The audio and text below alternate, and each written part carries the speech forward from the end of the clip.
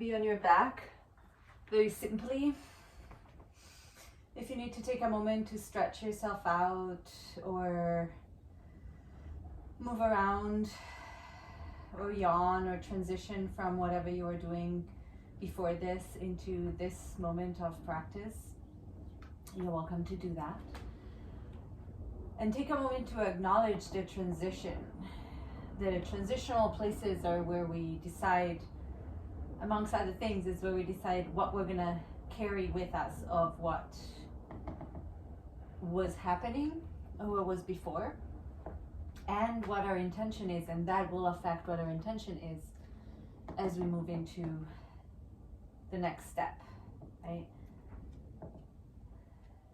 Sometimes it can be useful to bring in thoughts and ideas and emotions, and it might be our intention to physically, through movement, process what is going on and stay connected to the thoughts and the emotions and the ideas as they might shift and change through movement.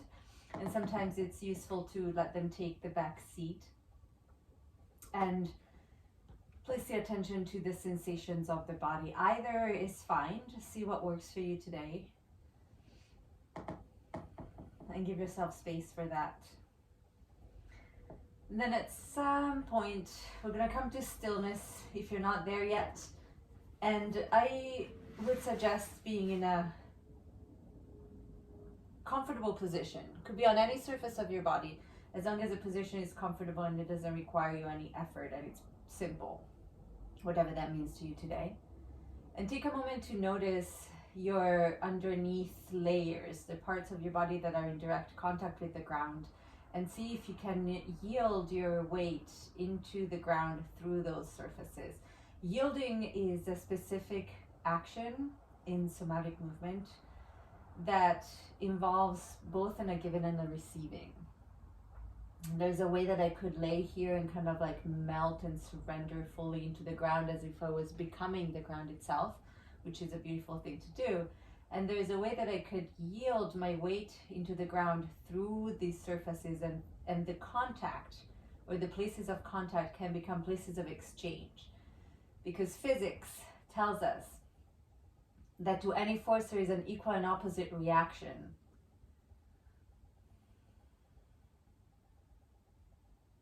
So we also know that my weight is a force, and as I release the weight into the ground pushes back into my body with equal force in opposite direction. So yielding is an action that helps us in some ways establish our boundaries and our existence in space as a separate entity from the ground, but connected to it and informed by it. And it might help establish gravity not as just a weight moving down, but as a conversation.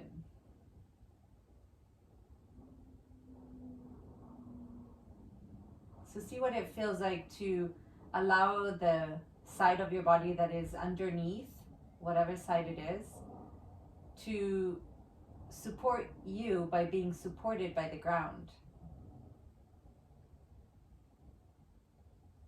As if your underneath side were a plate or a platter and the rest of you is kind of sitting on top of it.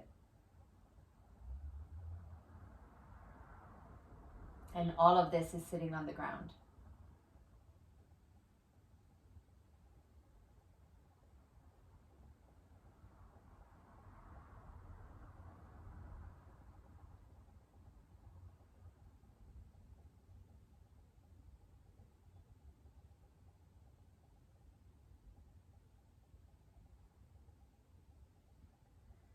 And then whenever you're ready, from whatever surface you're on, you're going to take a quarter turn or so to come onto a different surface. Doesn't have to be a particularly straight or engaged position, just make it comfortable. So especially if you come onto your side, you're welcome to bend your knees, you're welcome to use your arms as pillows, so that you can find your side without having to put too much effort into being there. And then see how this surface of your body, whether it's your front, side, or back, How does it interact with the ground? How does it interact with gravity? And can you find your sense of yielding through this surface?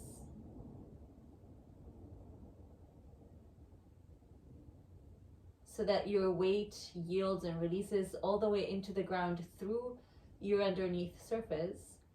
But this underneath surface can rise to receive you and hold you through the push of the ground.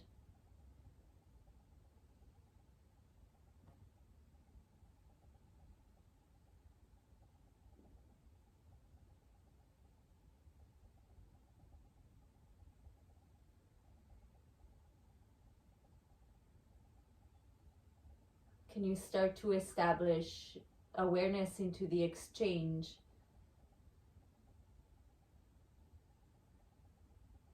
It's an even exchange.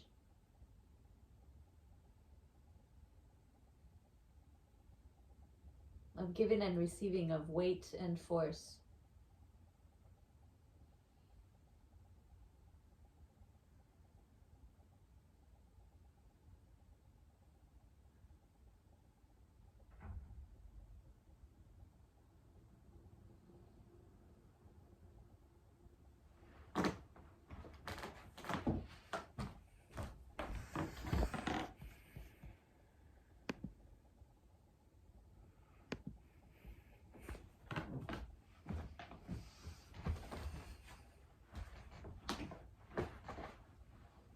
Starting perhaps also to establish our experience of ourselves in space as a relational happening.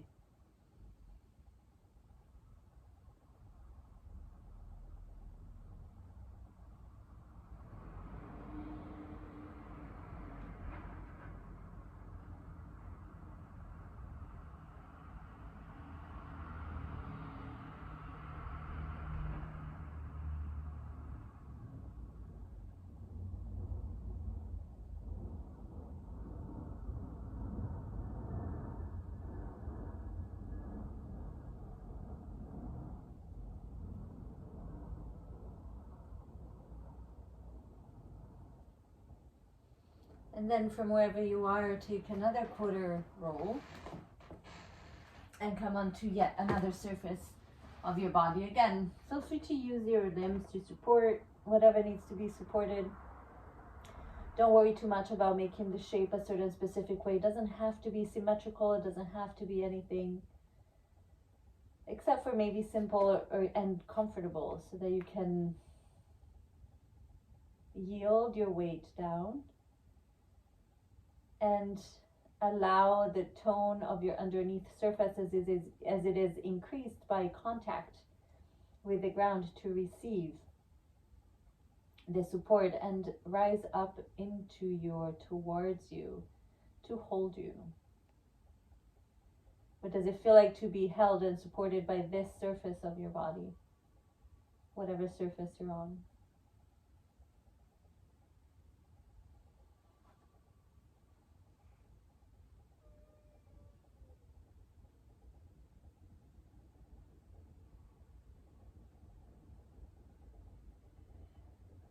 You might notice your sensations or your awareness of this yielding or the giving or receiving might also change with breath.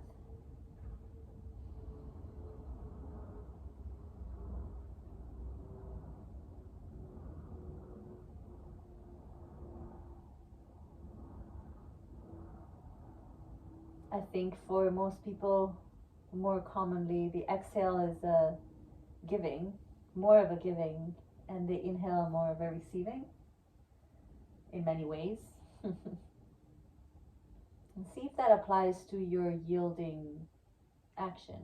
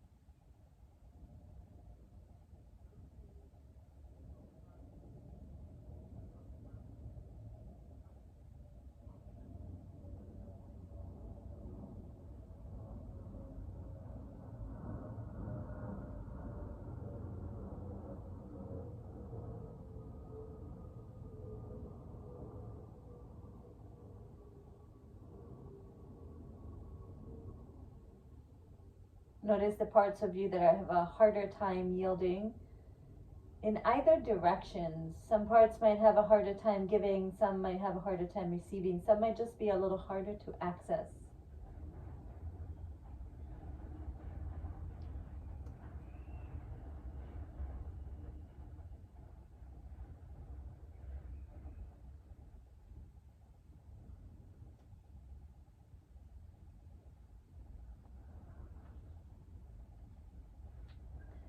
And then take one more quarter roll to come onto the last surface, if we organize the body in 4 surfaces that you haven't visited yet.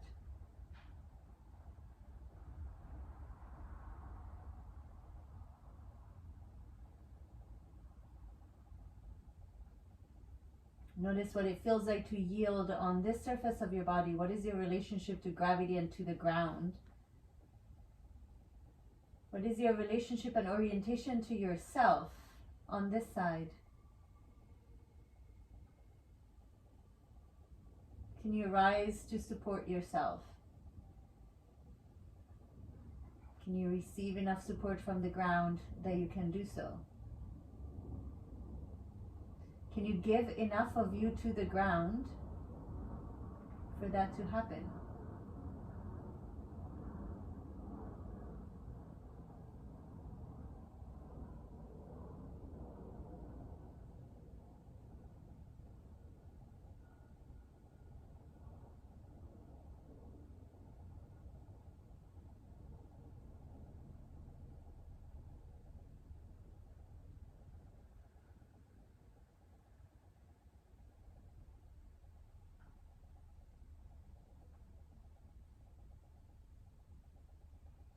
How does your breath affect your experience?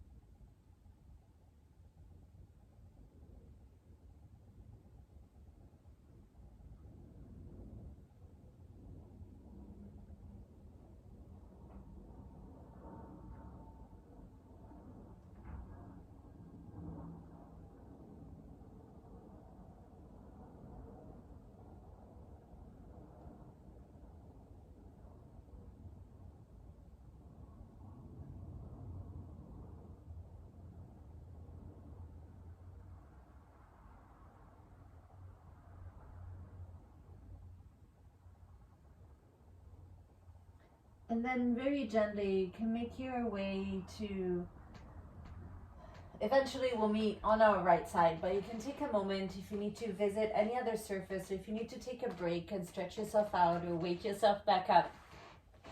If you got a little sleepy in the process, give yourself a second, right, to come back to a place of comfort of your state of awareness. Sometimes this kind of work can get us a little woozy. Give yourself time. And then eventually we'll come onto the right side. And if you need to use your arm as a pillow, feel free to do that, right? Your right arm at the bottom. And I'm keeping my knees bent, so it's pretty comfy. Like I don't really need to like balance or do anything particularly strenuous. If you really want to work a little bit more, you can put your left arm on top of your hips. You just have your right side in contact with the ground. And then from here, the next action following our yielding action is pushing. And what I'd like you to do is to try to find something, could be your right arm, could be your right leg, could be your right ribs, to push into the ground with. And because the ground is not going to move, right? Usually when you push something, that thing is going to move.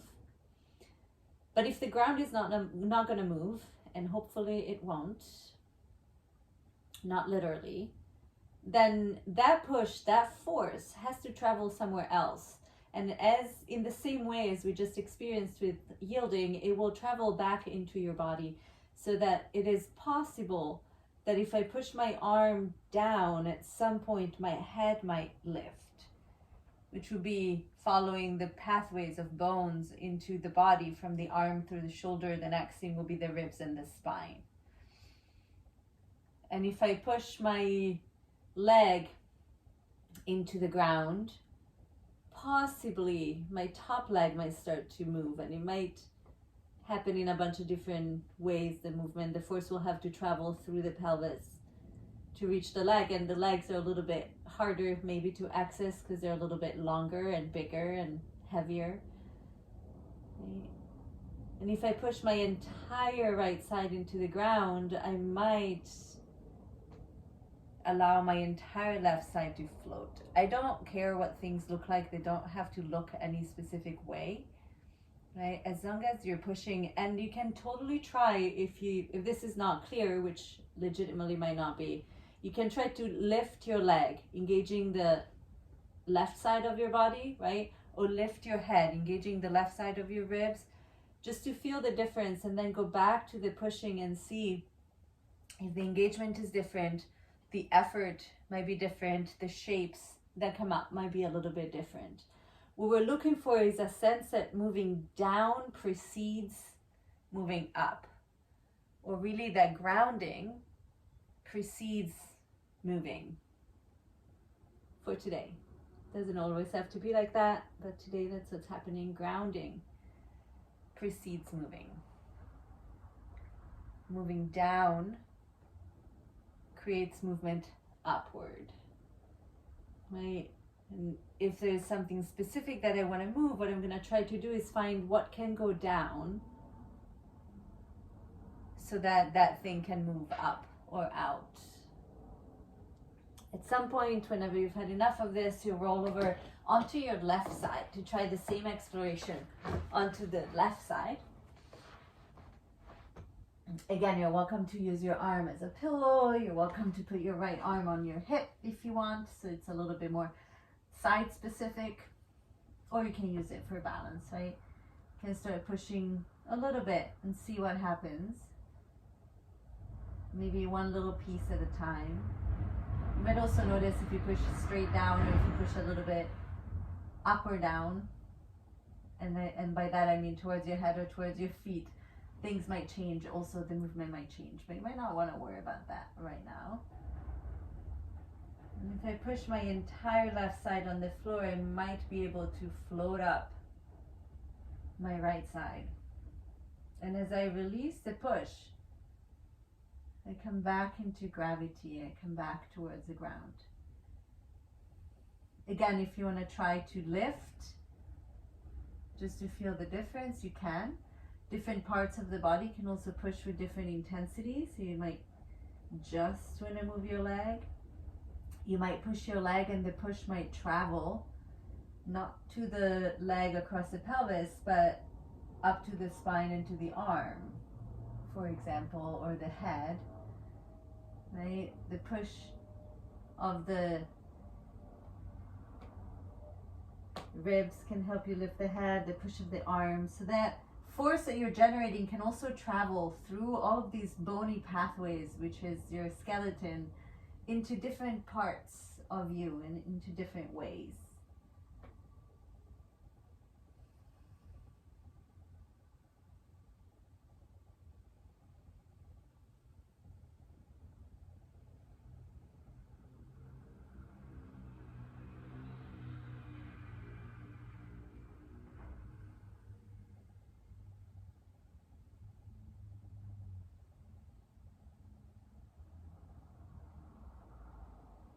Whenever you've had enough of this, or whenever things are relatively clear, again, take a moment to roll around, shake yourself out if you need to, soften things out, do what you need to do.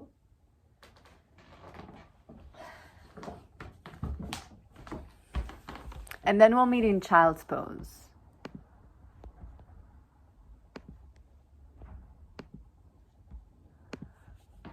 So whenever you're ready, you can come into a child's pose. If child's pose is comfortable enough for you. My knees are a little upset these days, so my child's pose is not very comfortable. So I'm actually going to keep my elbows on the floor I just realized, at least for now, if you can get yourself nice and flat and comfy, go ahead and do that. If you want to take a different shape, by all means, feel free to do that. What is interesting to me about child's pose at this point is that we have multiple layers of body stacking on top of body. So we're moving slowly and gradually, we're moving away from the ground, but we're kind of stacking one layer on top of the other so that our body is constantly giving and receiving support to and from itself.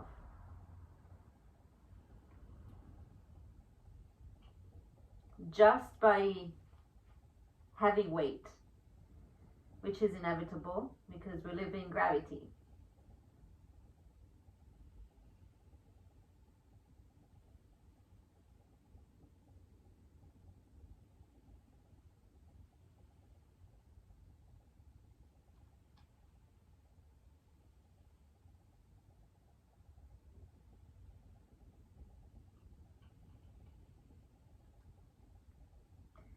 And then from here, you can find a push. You can reach your arms forward. Let's start there if they're not there. And then find a push through your feet and your shins. The first thing that's going to happen probably is that you're going to kind of lift your butt and roll over your head, which is great. You can try that. Be mindful of your neck. You don't have to put all of your weight on your head. And then the next thing that could happen is that the push of your feet travels through the spine in such a way that it actually helps you lift the head off the floor. I'm going to do this just a few times until the weight will transition onto the hands as well. And we'll come into hands and knees. And once you are onto your hands and your knees, take a moment to adjust if you didn't land in an optimal placement. See if you can kind of take a moment to collapse, which means just think about the down, right?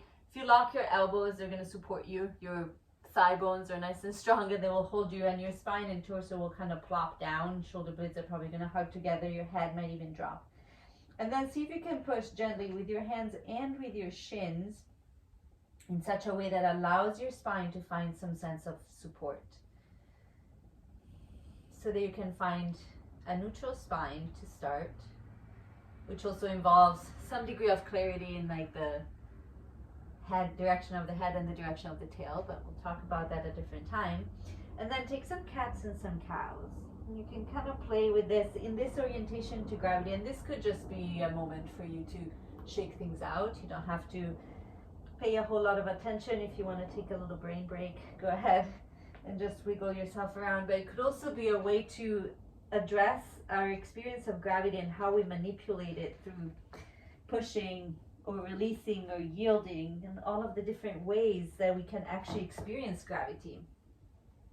If you would like to make the movement a little bit freer, things that I like to do are moving from child's pose to cobras, coming through cats and cows.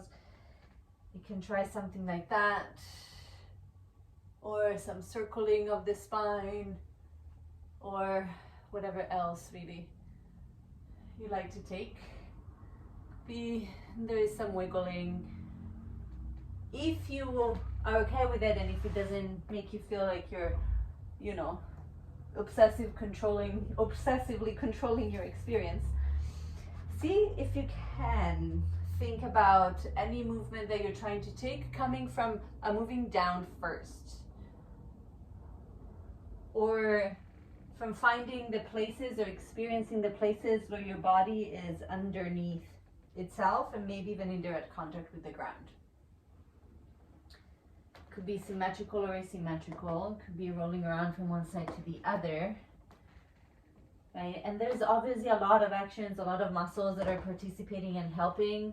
Most of what we're going to think about for now is the sense of pushing into the ground, so the surfaces that are and can push. And then at some point we'll make our way onto the hands and the knees with a neutral spine, and then step the right foot forward between the hands. If you wanted to have blocks, if you have blocks around, this is a good place to grab them if you want them. And then from here, you're going to find a comfortable enough lunge where you feel maybe some stretch into the front of the hip, And if it feels good for your ankle and for your knee can be ahead of your ankle, but see if you can keep some weight on the heel of your front foot. And then let your weight travel from your hands, if there's still weight on your hands, into your feet. So your feet will start kind of pushing down, and then from there you might be able to just float your hands up. And if you push a little bit more, you might be able to lift your torso up, right? Now if I keep pushing, I'm gonna come into more of a squared shape of lunge, and I might be able to push so much that my arms can float up. So I have this sort of upward reaching Anjaneyasana lunge, and from here, you're welcome to try and sink into it. Find that sort of collapsing down that we're working on also on hands and knees, right? So that most of the attention goes into the bones dropping down, and you might notice as you sink forward with the pelvis, your lower back will start to sink a little bit. If you're a backbendy like me, your shoulders might start to kind of drop back as well, right? If it's not hurting your back, you're fine. If you need more support, or if you want to find more support, find enough push through the feet that you can support your spine. It doesn't necessarily have to reduce the size or depth of your lunge, because you could keep your lunge nice and deep and let the force travel through the hips all the way up to the spine. Take one more breath or two there, and then at some point, release your hands down and step the knee back. Take a moment to shake it out if you need to. And then from here, similar but a little different, we're gonna stretch the left leg back, right? Tucking the toes under on the floor. And this time we're gonna push the right knee down. And as you push the knee down, the next thing that probably will happen, maybe I'm conditioned and biased, but the next thing that should happen is that your hips will open and rotate towards the left, right? So you push the knee down, let the hips rotate. This foot can swing behind you if you want. You're gonna come into a sort of modified side plank, right? I don't really care what's happening to your right foot. You can let it swing behind you if that's easier. What I'm interested in is the push of your right knee is now gonna help you rotate the hips. The push of your right hand might help you rotate the chest, or at least give it some support. If you want to, you add enough of that downward energy that your left leg can float up off the floor, and you are in a sort of kneeling Ardha Chandrasana, kneeling half moon position. And then release, let your weight come back to the ground, let your hands come back to the ground, let your knee come back to the ground. Shake yourself out in any way that you like or need. And then whenever you're ready, we'll step the left foot forward in between the hands to take our lunge. Set up your feet so that you have access to the entirety of your foot. If you start to lean forward in your lunge with the pelvis and your heel comes off the floor, it's going to be a lot harder to access the sole of the foot, right?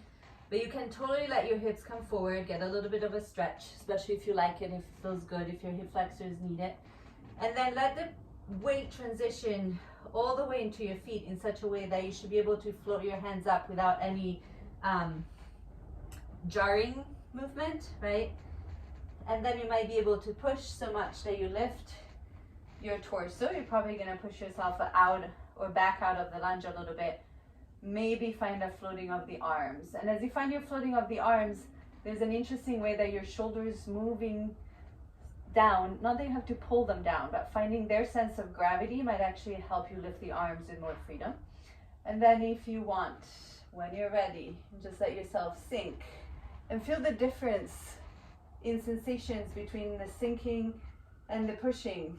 If you have a sensitive low back or back of the pelvis, sacroiliac joints, all of that, don't sink all the way maybe. Give yourself a little bit of support, and the way that you find support, or one way, I should say, that you find support is by pushing, right? And your push could travel through the hips and the pelvis to go straight into the spine, all the way up to the head and the neck and the arms. Take a breath or two there, wherever you are, and you can totally play. This is it. All of it is a conversation. So you might go a little bit more into the lunge, or a little bit less, a little bit more into the back bend, or a little bit less. Right? Balance is a dynamic action or happening. And then eventually you take your hands back down and step your left knee back on the floor. So you're on your hands and your knees, reach your right leg back. and find the push of your left knee as it hopefully will just kind of pivot your pelvis open towards the right. And you can try it a few times if you want.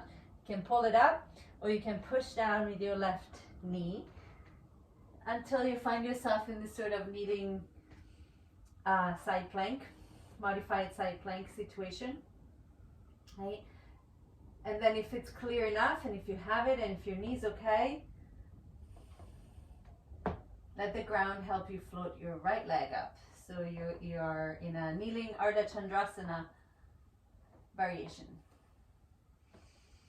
Take a breath or two.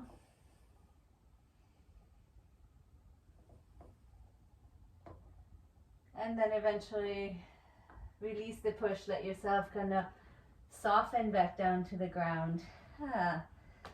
And take a moment to shake yourself out. You can come into child's pose. You can lay down again for a moment. You can rest and relax in any way you like, or shake yourself off. And then we're gonna meet in downward facing dog. From downward facing dog, what I'd like you to do here also, and you can have a little shorter dog if that's easier for your shoulders. I tend to like that to start, so that might make it a little more intense for the back of your legs. So see what works for you. You can totally bend your knees. You can kind of let yourself plop down, and this might feel like a very heavy position, and it is. It's a challenging place to be.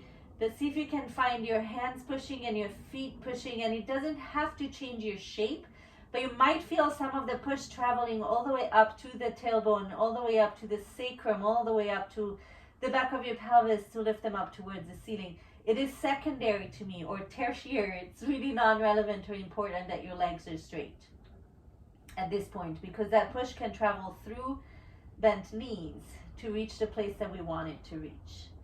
And then we're going to take an inhale to come forward into plank pose, and you might need to adjust your stance at this point. And we're going to take a moment in plank pose to see if you can find the support through your hands and your feet.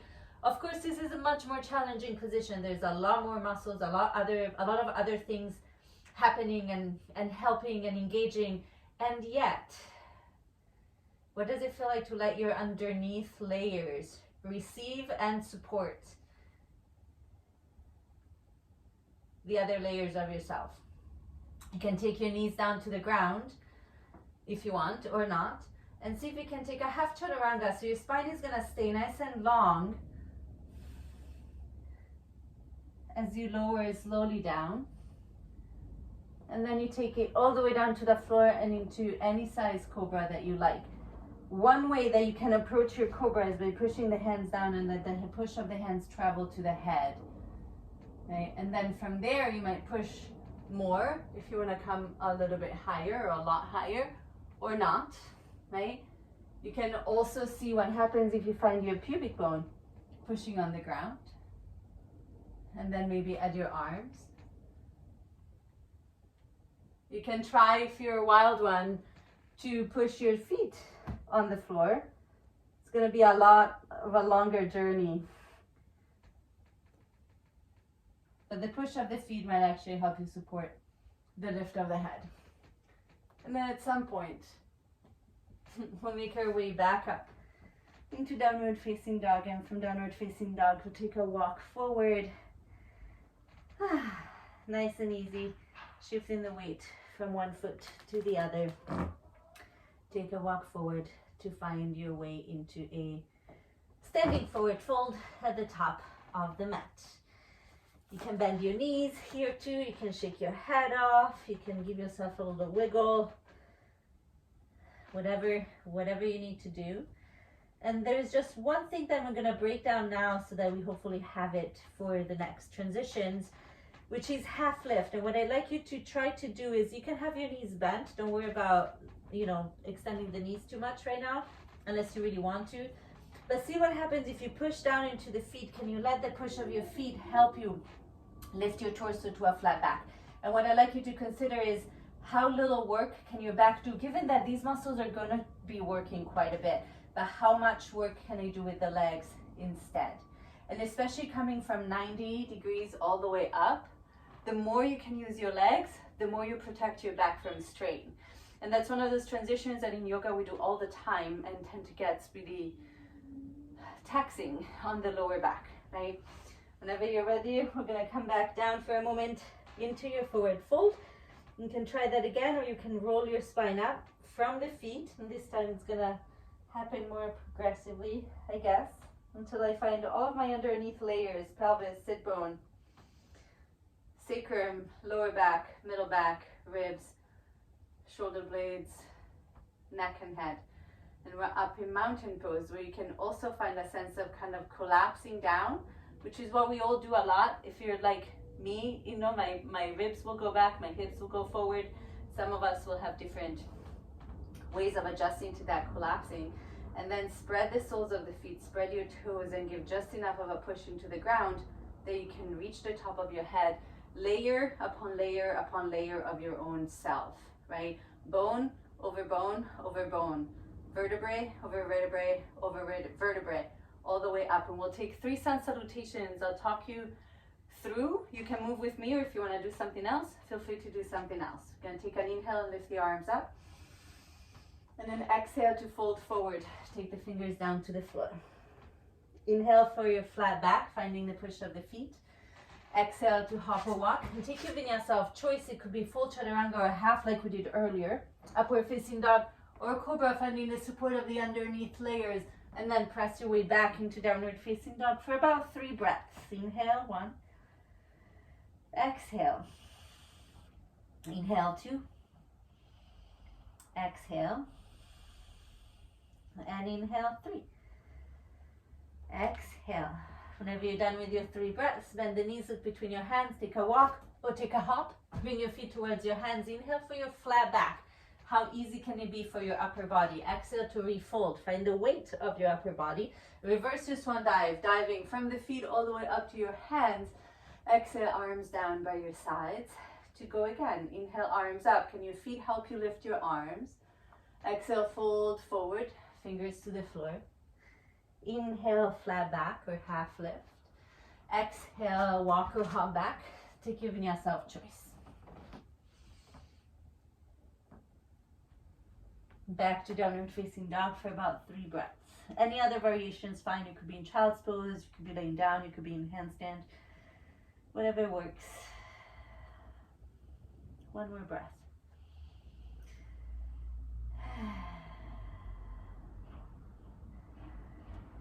And then bend the knees, look between your hands, hop or walk. Feet towards the hands. Inhale for your flat back. Exhale to fold. Inhale to reverse swan dive. From the feet, dive up. Exhale, arms down. Last one if you're moving with me. Inhale, arms up. Exhale, fold forward, fingers to the floor. Inhale, look forward, half lift. Exhale, hop or walk. Take your flow. Upward facing dog or cobra. Downward facing dog for about 3 breaths.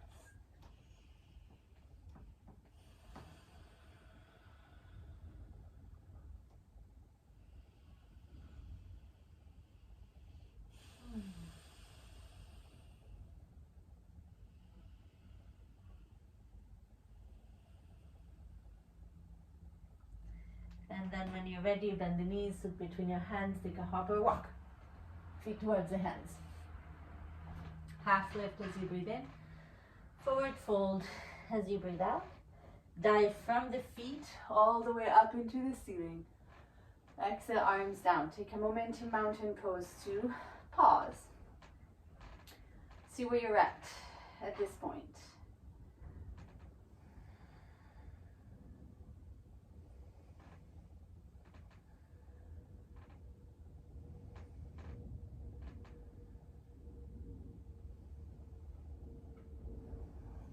Good.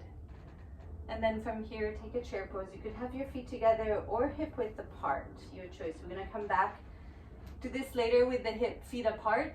So if you wanna take different variations, you can have them together. What I'm interested in is that you can shift your weight a little bit back towards your heels first, so that you have the heels kind of go more directly into the ankle bones and the shin bones, but so you can push down into your feet and not straighten the knees, but let the push travel all the way up into the spine, into the head, into the arms to support your chair. And in order to push, you need to let your weight move down. Yield first, ground first, then push to move. Take a breath in. As you breathe out, fold forward, fingers to the floor. Inhale for your half lift. Exhale, hop or walk. Take a vinyasa if you want it. Skip it if you've had enough for now or forever. We'll meet in downward facing dog. In downward facing dog, take a breath in and lift your right leg up and then push your left foot down, same as you were doing with the shin earlier on in class, so that you can let your hips open up towards the left and take a bend in your right knee. See if you can find that connection. Left foot pushing down into the ground to help you rotate your pelvis open towards the left. If you want, you can keep your weight even into two hands. It'll be more of a twist. I don't really care right now. Take a breath in. On your next breath out, let your right knee drop forward towards your nose and step the foot between your hands. And then from here, we're going to do the same thing, nice and slow for the first one as we did earlier. You're going to shift your weight onto your feet so that your hands can float off the ground. And then push into your right foot so that your hips open to the side and you'll come into a side angle pose. Right forearm can be right on top of your thigh or knee so that you have layers of support. Right foot on the ground, right elbow on the knee, and your spine and your left arm can just float, lengthening away from your left foot. Take a breath or two. On your next inhale, will come up into a reversed triangle, pushing down onto your right foot so that your right arm can reach up. So this is the direct connection between those two. And then warrior two. So you're gonna bend your right knee again, right? And try to find a placement such that your hips are pretty leveled. And the work is in the legs, which, I mean, it's pretty obvious in warrior two. I find it a quite challenging position, but so that your spine doesn't have a lot of work to do. Your shoulders don't have a lot of work to do. On your next inhale, reverse triangle again, and then we'll take it to triangle pose, but see if you can keep pushing with your right foot so that your hips can keep rotating open, and also you might be able to not just collapse into that shape, but give yourself a little bit more support, a little bit more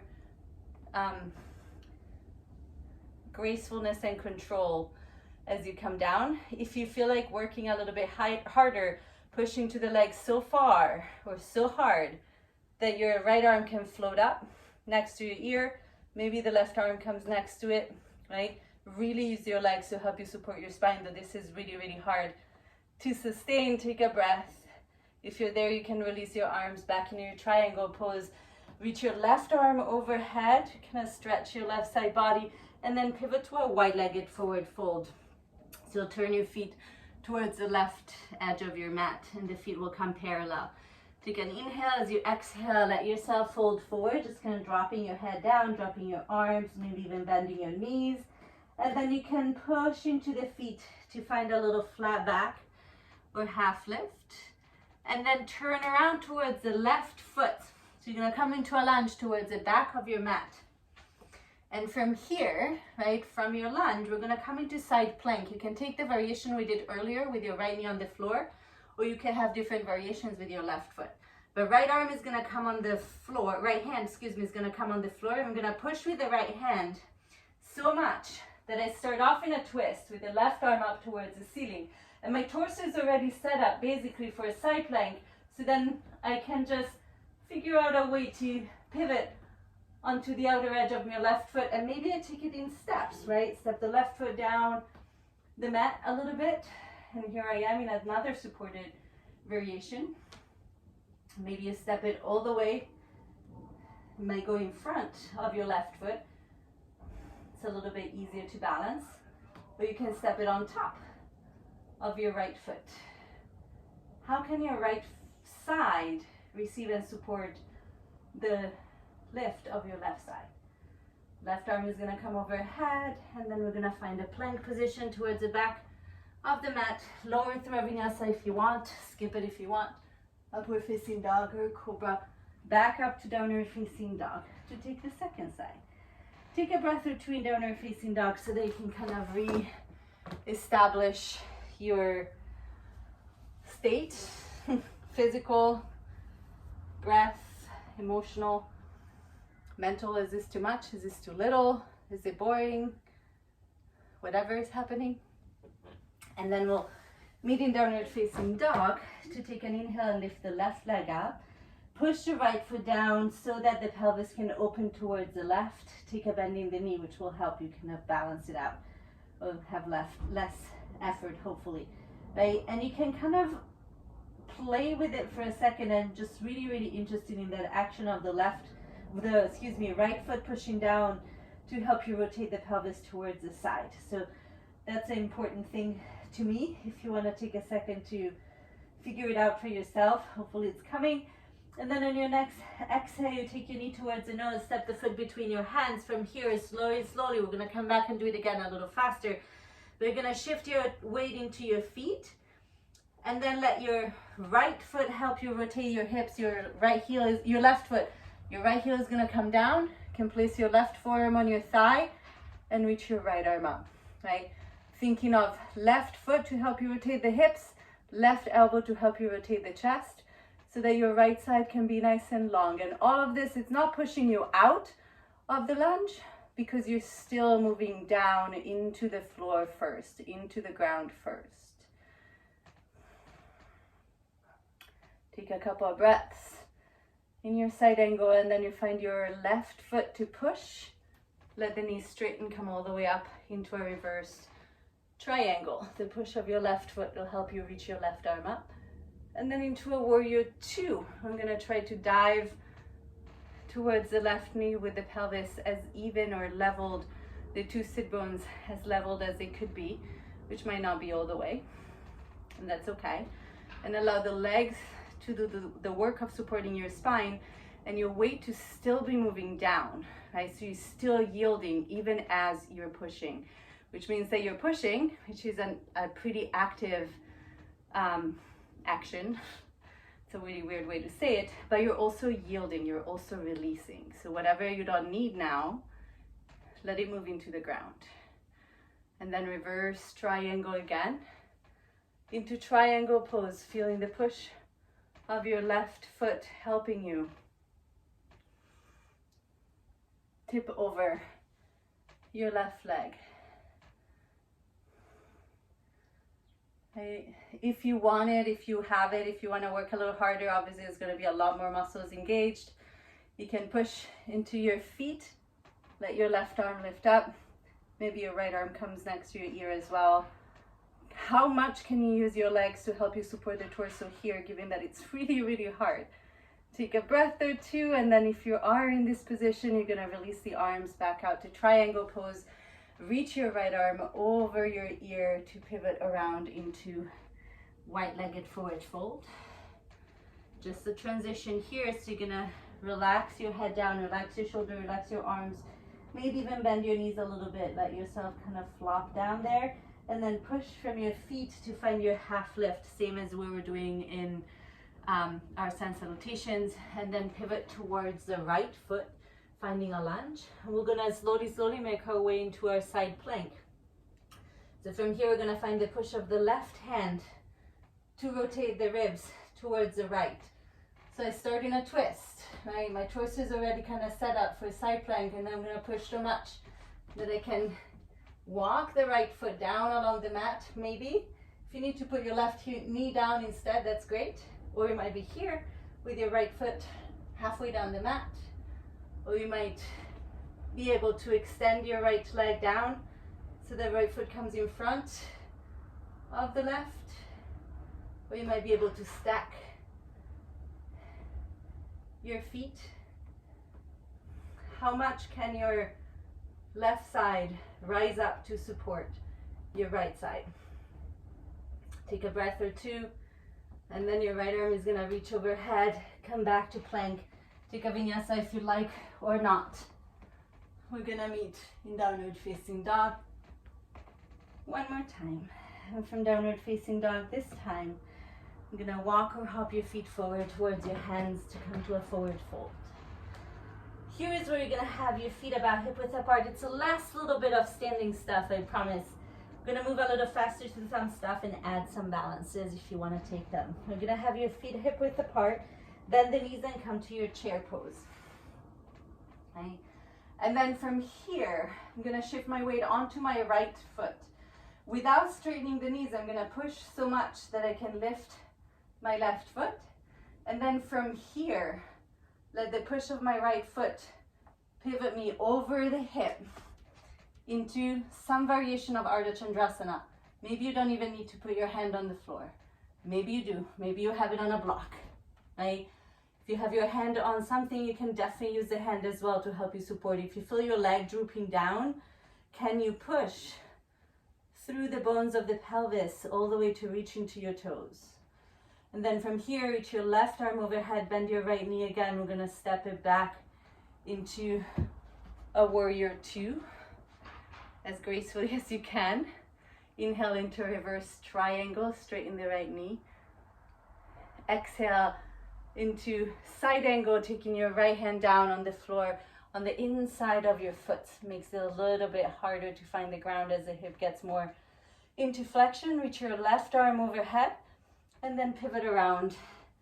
Coming through your wide-legged forward fold, we're gonna just go straight towards the left foot into our lunge, right? And from here, we're just gonna step the right foot forward into a forward fold. Facing the back of the room, we'll just do the same thing on the second side. So you bend the knees, find your chair pose. Shift your weight over onto your left foot. Push your left foot down, yield your weight, find the ground first. Let your right foot float up. And then keep that action until it turns your pelvis open towards the right. And find some variation of half moon pose. Maybe you have your hand on the floor. Maybe you're holding onto your furniture. That's what I just did. Maybe you're floating in perfect balance. Take a breath in, take a breath out. Keep yielding even as you find your balance, and then bend your left knee. Slowly, slowly float back into warrior two. Yield as you push. Reverse triangle into side angle if you can, if you want. Left hand comes down on the floor on the inside of the foot. It's gonna be a little bit more challenging for most people to find the ground here. So really look for it. And then circle your hand down. Find your wide-legged forward fold. Pause there for a moment. We're gonna heel toe the feet closer together to come into a squat. Good. And as you come into your squat, you can do whatever you want with your arms. I would like you to consider kind of collapsing down, that whole like releasing, really sinking into the shape. And then push your feet into the ground a little bit and see what happens. And then you might have a little bit of a activation of the pelvic floor. Your pelvic floor is an underneath layer here. It's not pushing against anything, but there is a way that it can tone and rise up to support the rest of your spine. And not that the other way of doing a squat is wrong. You can totally plop yourself down. But there's something here that might give you access, if you wanted to standing up without too much straining your back. And squatting is quite challenging for me, so I had to find a lot of devices or ways to approach it. And if you did stand up with me, then you can come back down. And then from here, just come to sit. Oof. Right? Take a moment to reorganize yourself in your space to come to lay all the way down onto the ground. We're going to take a bridge pose. If you want to take wheel, actually, I changed my mind. Let's come back up. If you want to take bridge, go ahead and take bridge. If you have a little bit more energy and you like active back bend, we're going to take camel, because you can apply some of the same principles, right? So whatever back bend you want, but if you want to take camel, I would suggest starting from the toes being tucked, and you can kind of sit on your heels, right? You can have your hands on your heels if you want. Maybe you need 2 steps, right? You can have your hands on your hips. You're gonna push down to lift your hips and keep pushing with the feet. Your hips are gonna start moving forward in such a way that your head will have to move back. And then you might be able to reach for your heels with your hands, right? What I'm interested in is that we're not collapsing down or back, right? But there is an activation in the legs and a way of finding grounding that might allow your spine, your torso to actually feel more support and a little bit less afraid of dropping back. Dropping back it's a pretty scary thing to do. So, and then wherever you are, you come back up. We're going to come back to sit. You might untuck the toes if you want, or keep them tucked. If you want to take another one, same thing, but we're going to keep, maybe, if you want to try it, you keep the hands on the heels. You could have your toes tucked or untucked, right?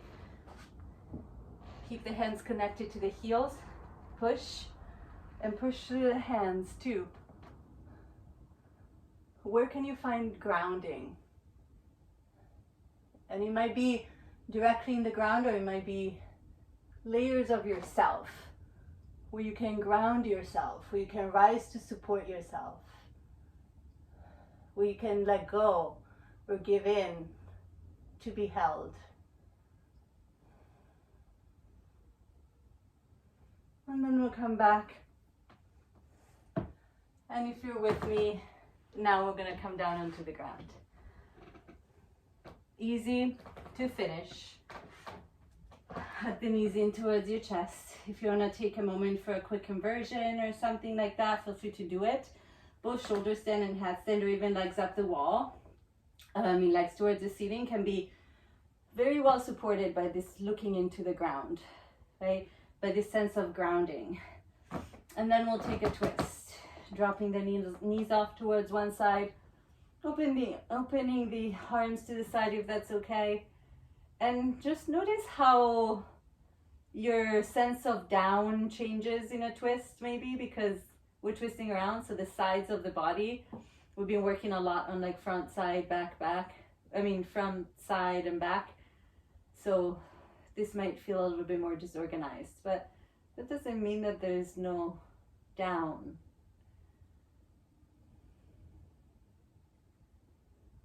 It will just affect us in different ways in different places.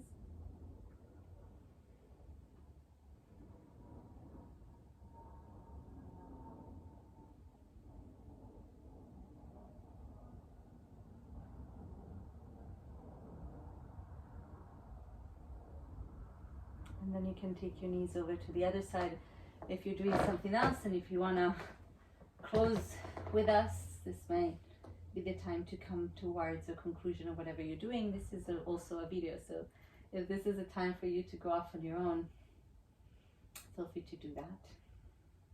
You're always free to do that.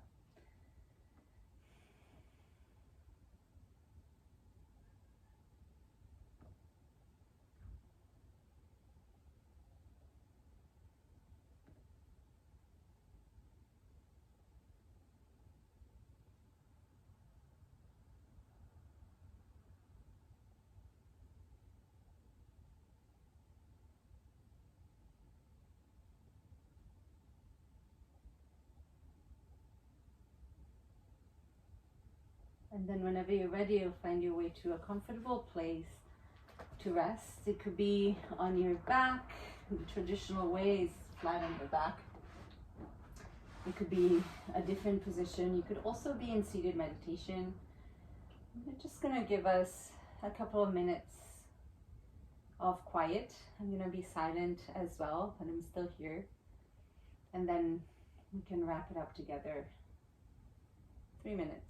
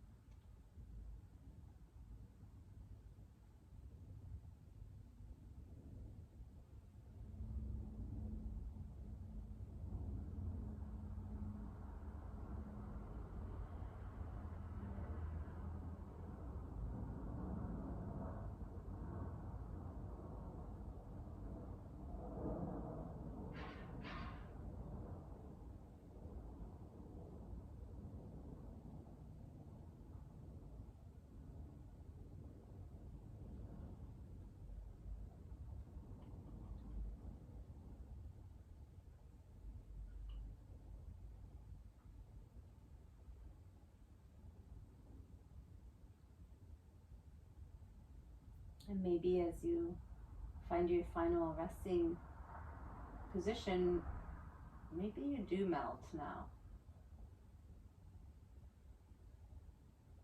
You can let it all go. Let yourself go.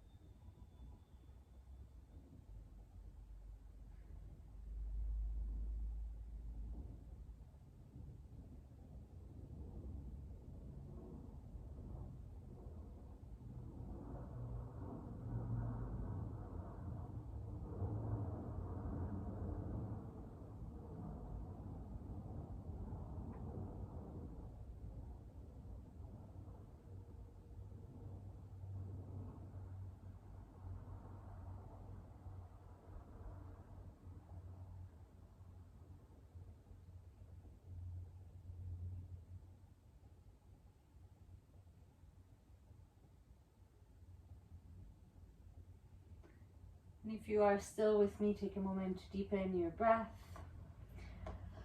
and stretch yourself out and take a yawn or wiggle or roll around. Eventually, we'll make our way up to find a seat.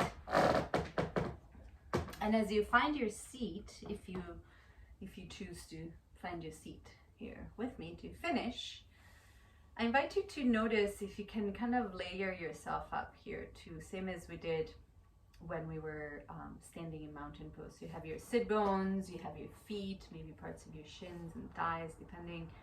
And then layers upon layer of bones, vertebrae, but also of all kinds of other tissues.